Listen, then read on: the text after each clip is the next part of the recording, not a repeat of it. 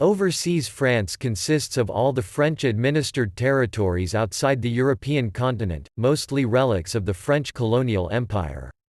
These territories have varying legal status and different levels of autonomy, although all have representation in both France's National Assembly and Senate, which together make up the French Parliament.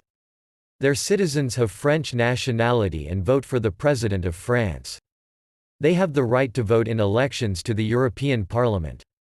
Overseas France includes island territories in the Atlantic, Pacific and Indian Oceans, French Guiana on the South American continent, and several periantarctic islands as well as a claim in Antarctica.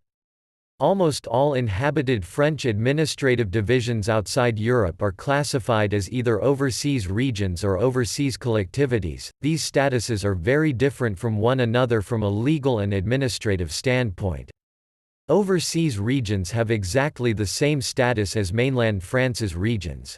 The French constitution provides that, in general, French laws and regulations apply to French overseas regions the same as in mainland France, but can be adapted as needed to suit the region's particular needs.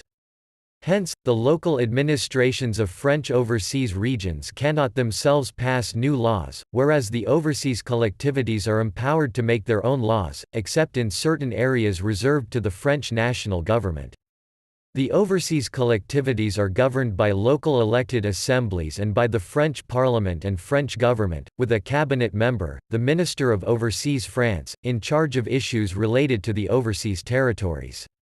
Overseas France covers a land area of 119,396 square kilometers and accounts for 18.0% of the French Republic's land territory.